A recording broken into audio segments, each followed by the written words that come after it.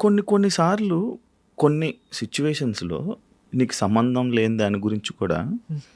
దాని గురించి రియాక్ట్ అయ్యి మాట్లాడడం వల్ల హ్మ్.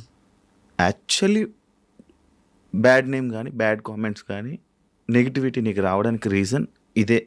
అంటే నీకు ఇప్పుడు సంబంధం లేని టాపిక్స్. ఇప్పుడు సంబంధం లేదంటే ఇప్పుడు నేను పొలిటికల్‌గా ఎళ్ళాలనుకుంటున్నప్పుడు నా ఫ్యామిలీ మా అమ్మదో, మా నాన్నదో, మా అన్నదో, నాదో, నా మొగుడుదో ఉండదు కదా! హ్మ్. పబ్లిక్ ఉన్నప్పుడే మేము కంపల్సరీ స్పందించాల. హ్మ్. నాకు సంబంధించిన నాటికి నేనెప్పుడు మాట్లాడను. హ్మ్. పబ్లిక్‌లో ఏమన్నా తప్పు జరిగినప్పుడు కంపల్సరీ మాట్లాడతాను. నా రిలేటెడ్ ఉంటే నేనెట్లా ప్రజాసేవ చేయటానికి ముందుకొస్తాను. హ్మ్. ప్రజల గురించి ఏమన్నా జరిగినప్పుడు ఉంటాను కాబట్టే హ్మ్. నేను రాజకీయాల్లోకి ముందుకొస్తున్నాను. జరిగిన రిజల్ట్‌తో హ్యాపీ? ఏ ఇప్పుడు రిజల్ట్స్? ఏదైనా అన్న. ఇప్పుడు జరుగుతున్న నీ సిచ్యువేషన్స్ నీ లైఫ్‌లో. నా లైఫ్‌లో ఐయామ్ హ్యాపీ. హ్మ్. ఇల్లు కట్టుకున్నాను. అవును. రీసెంట్‌గా కంగ్రాచ్యులేషన్స్. పెళ్లి చేసుకున్నాను. యాక్చువల్లీ అదే టాపిక్ అడుగుదాం అనుకున్నాను. పెళ్లి చేసుకున్నాను. హ్మ్. ఇంకా వయసు అయిపోతుంది. హ్మ్. వయసు మీదకొస్తున్నప్పుడు హ్మ్. మనకంటూ ఇంటికెళ్తే ఒక సెటిల్ అంటే హ్మ్. ఒకళ్ళు అడిగేవాళ్ళు ఉండాల. హ్మ్. ఒక తోడనేది ఉండాల. అంటే లవ్ మ్యారేజా?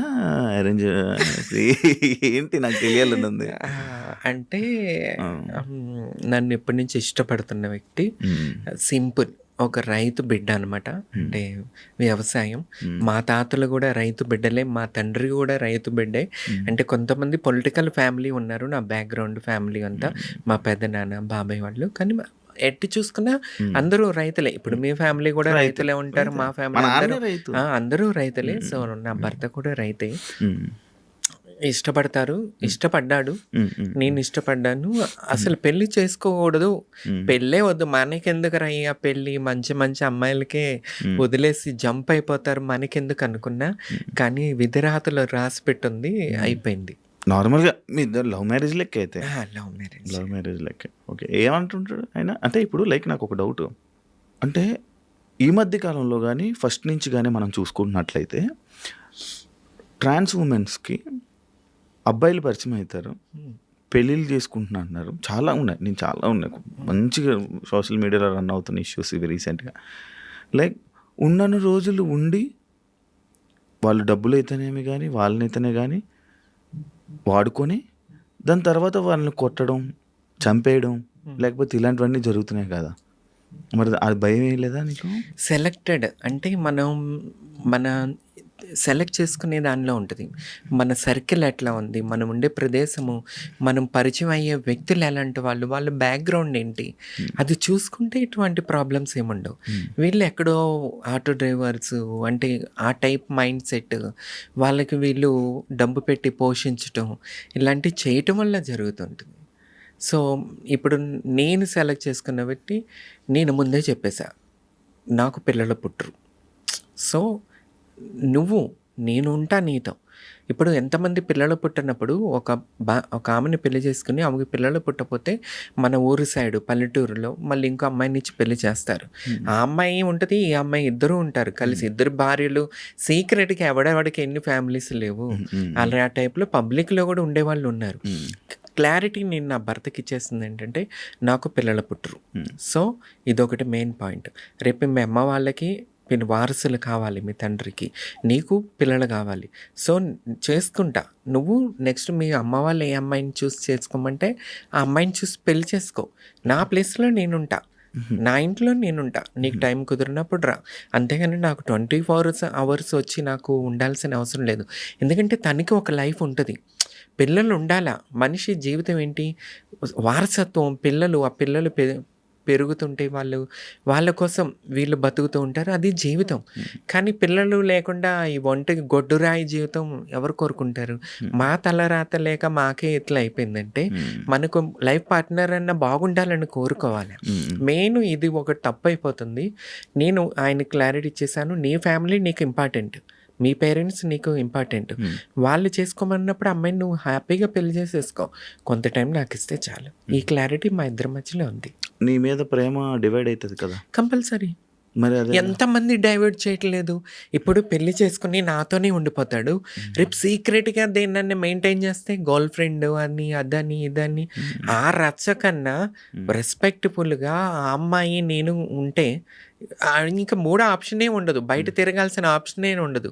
ఇప్పుడు ఈ సిటీస్‌లో చూసుకుంటే పెళ్ళవుతది, పిల్లలుంటారు, పక్కన గర్ల్ ఫ్రెండ్స్‌ని మెయింటెనెన్స్ చేస్తుంటారు, సీక్రెట్ చాటింగ్ చేస్తుంటారు, పబ్బుల్లోనో కలుస్తుంటారు, బయటకెళ్ళి అవేంటి ఈ మధ్య హోటల్స్ హోయే రూమా? ఓయో ఓయో రూమ్స్‌లో కలుస్తుంటారు. ఇయన్నీ బీభత్సంగా మనం చూస్తానే ఉన్నాం. సో, క్లారిటీ ఇచ్చేసి హ్యాపీగా నువ్వు హ్యాపీగా ఉండు, నేను హ్యాపీగా ఉంటా. ఫోన్ చేయగలరా? మాట్లాడతారా? మాట్లాడతాడు. మాట్లాడతారా? మాట్లాడించగలవా మాతో? హిందీలో మాట్లాడతాడు. హిందీలో ఒకసారి ఫోన్ చేయి మాట్లాడు.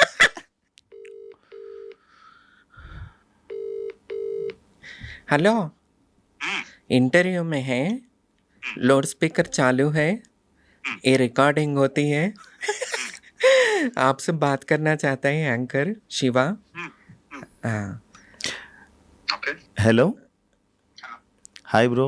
హాయ్ నమస్తే నమస్తే.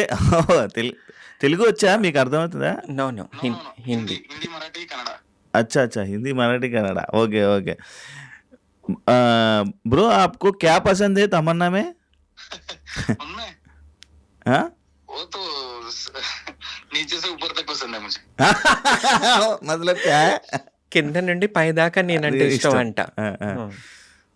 ఇంకా కొన్ని విషయాలు లైక్ నీ గురించి కొన్ని ఒక 4 మాటలు చెప్పాలంటే ఏం చెప్తాను? मेरा बारे में 4 बात में बोलना है बोले तो 4 बात बोलना बोले तो क्या बोलेंगे आप? क्या बोलेंगे? हम्म. क्या बोलूंगा मैं? क्या है? सोच नहीं पा रहा हूँ, ऐसे आ नहीं रहा है डायरेक्टली मुझे कुछ भी. क्या लगती हो, कैसे लगती हो? अच्छी लगती हो, हम्म. अच्छी हो, मुझे सपोर्ट करती हो, हम्म. मेरे लिए मतलब सपोर्ट सिस्टम जैसे हो. ఓకే, అంటే అదే నాకు సపోర్ట్ మంచిదాన్ని, తనకి ఒక సపోర్ట్ లాగా ఉంటాను నేను. Wish you happy married life. Thanks bro. Thank you. పెళ్లి చేసుకోవడానికి రీజన్? मुझसे शादी करने के लिए रीजन क्या है? रीजन हम्म. रीजन तो एक ही था. क्या क्या? था?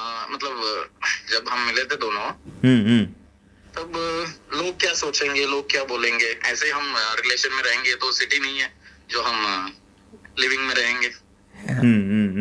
इसलिए डायरेक्टली शादी कर ली. मतलब किसी का कुछ सुनना नहीं है, किसी को कुछ बोलना भी नहीं है हमें. Okay. Okay, done done. Thank you so much. అంటే ఆయన ఏం చెప్పాడంటే ఇప్పుడు ఊరు కదా, హైదరాబాద్ కాదు. లివ్ ఇన్ రిలేషన్లో ఉంటారు, పెళ్ళి కాకపోయినా ఎవడో పట్టించుకోడు అపార్ట్మెంట్స్లో అట్లా. అది ఊరు అన్నప్పుడు ఎట్లా ఉంటుందంటే నలుగురు 4 మాటలు 4 మాటలు. ఇప్పుడు నా ఇంటికి ఆయన వచ్చి వెళ్తున్నప్పుడు ఏంటిది, తన్ని గుర్తు, ఆ ఊరు అతని, నేను అక్కడ ఉంటా, తప్పుగా మాట్లాడుకుంటారు రిలేషన్ గురించి అని చెప్పి ఆయన నాకు గౌరవం కల్పించాలి ఊరిలో, అందరూ నాకు గౌరవం ఇవ్వాలని చెప్పి ఆయన పెళ్లి చేసుకోవటం. అంటే నాకు గౌరవం కల్పించాలి, తప్పుగా మాట్లాడుకోకూడదని ఒక్క రీజన్ వల్ల నన్ను పెళ్లి చేసుకున్నానని ఆయన చెప్పాడు అనమాట. అదే అదే నాకు అర్థం జనాల కోసం సో ఎక్స్ప్లెయిన్ స్వీట్ కదా. అవునవును సార్. నా గౌరవం గురించి ఆలోచిస్తాడు. మీ ఇద్దరికి పొసెసివ్లు గొడవలు ఉంటాయా? నేను రాక్షసుని కదా, కంపల్సరీ నేనే. ఆయన పాపం కూల్గా ఓకే ఓకే ఓకే కూల్ అనుకుంటూ ఉంటాడు. ఎలా ఉంది లైఫ్ పెళ్లి తర్వాత? చాలా బాగుంది. చేంజ్ కూడా అయిపోవచ్చు. పెళ్లి చేసేసుకో శివ. చాలా బాగుంటది లైఫ్. ఎట్లా ఉంటది అంటే ఒక సెటిల్మెంట్ అనేది వచ్చేస్తుంది. చూసావా, చక్కగా చబ్బీగా నా భర్త నాకు మంచి ఫుడ్, తినమ్మా నువ్వు తినాలమ్మా తినమ్మా అని పెడితే వల్లే ఇట్లా అయిపోయా. చాలా 5 సంవత్సరాల క్రితం నేను ఇంటర్వ్యూ చేసినప్పుడు బిగ్ బాస్ అప్పుడు సన్నగా పైగా ఇప్పుడు పొలిటికల్గా కూడా ఉంటున్నాను కాబట్టి కొద్దిగా స్ట్రాంగ్ ఉండాలి. శ్రీముఖి టాపిక్లోకి వద్దాం. ఓకే. ఎప్పుడు శ్రీముఖి వీడియోస్లో కనిపిస్తుంటో, శ్రీముఖితో బిగ్ బాస్ తర్వాత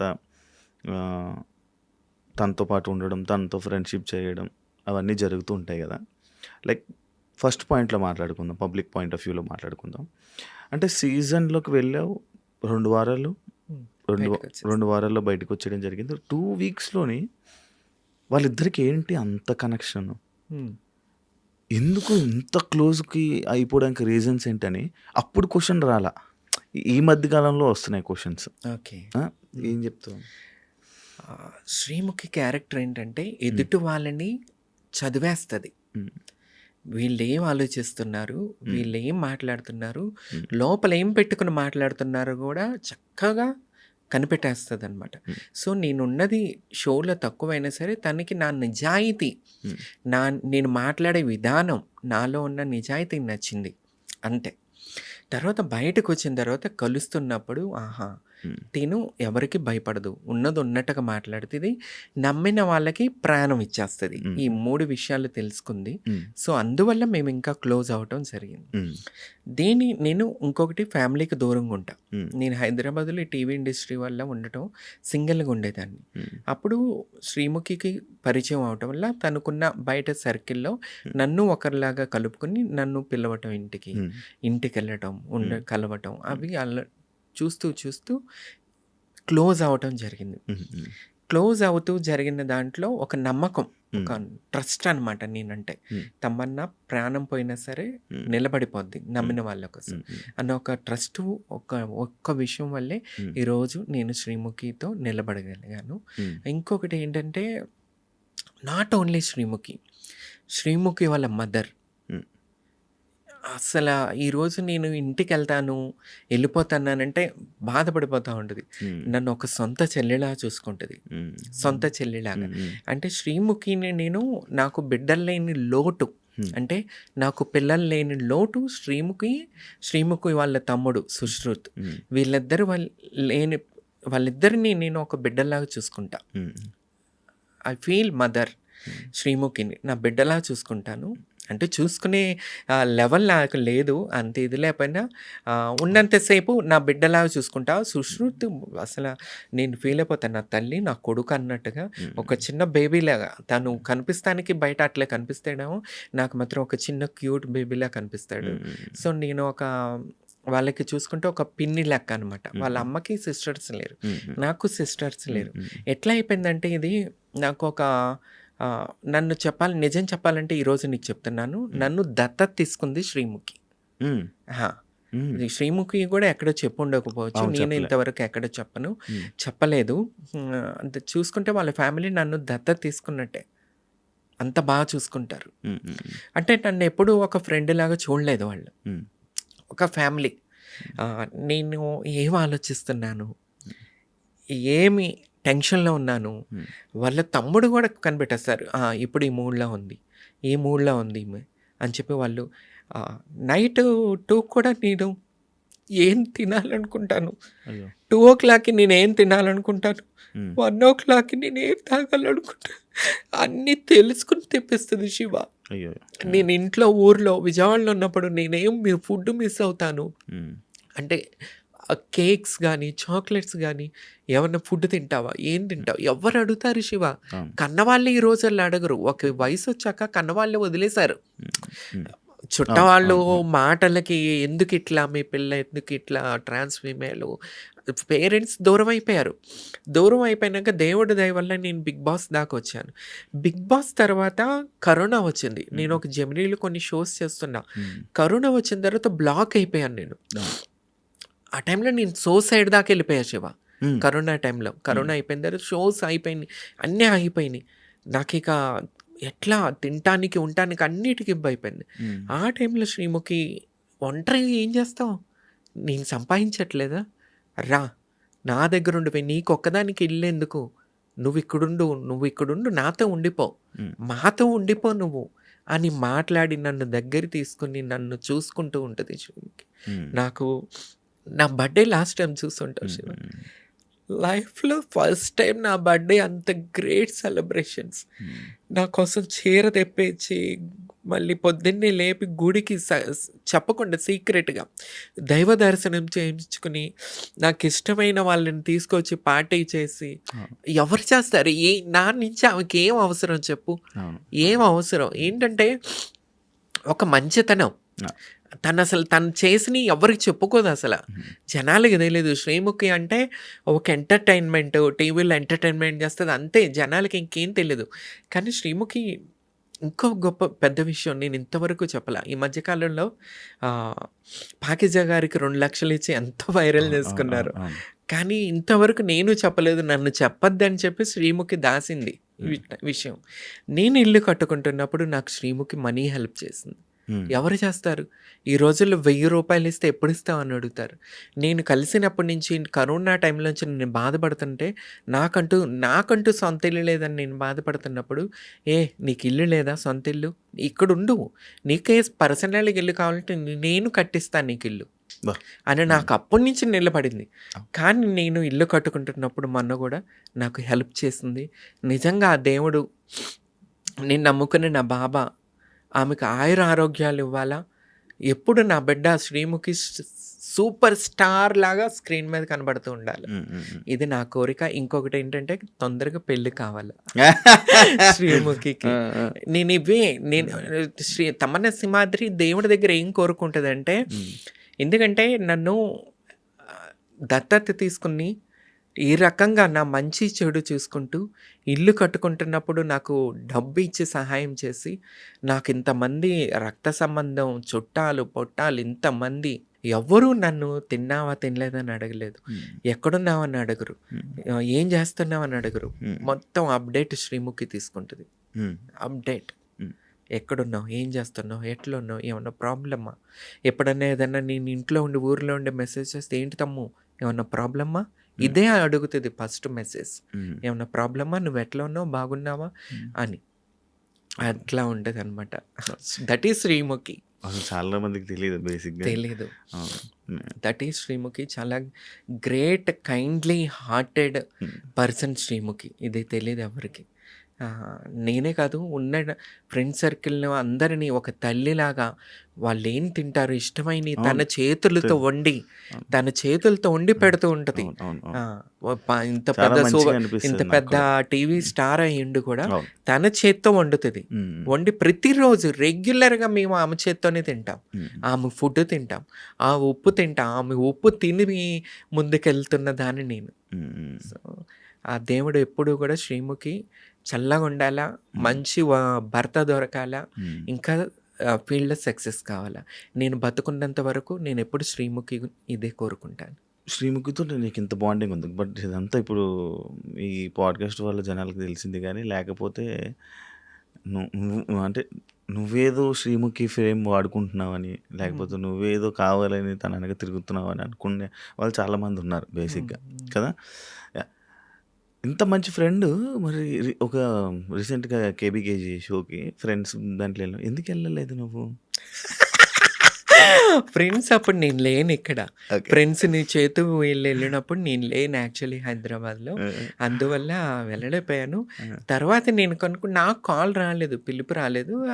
ఇందాక చెప్పాను కదా, డైరెక్టర్స్కి వాళ్ళకన్నా కూడా టీవీ ఛానల్స్లో పనిచేసే బ్యాక్గ్రౌండ్ వెనకాల పనిచేసే వాళ్ళకి నచ్చరు లోకల్ వాళ్ళు. సో అందువల్ల అక్కడ నా పేరు అక్కడ కూడా రాలేదేమో. వాట్ ఎవర్, మనం అక్కడ కనిపించకపోతే ఏముంది, శ్రీముఖికి ఎంతసేపు మనం సపోర్ట్గా ఎప్పుడు ఉంటాం. నాకు సపోర్ట్ చేస్తూ ఉంటుంది, నన్ను కష్టకాలంలో చూసుకుంటుంది. అది చాలు నాకు. ఫేమ్ ఏముంది, ఆల్రెడీ నాకు ఫేమ్ ఉంది as a big boss season 3 contestant and first trans female MLA candidate Andhra Pradesh. నేను అందరికీ సుపరిచితురాలని, ఇంకేం ఫేమ్కు వాడుకోవాలో చెప్పు.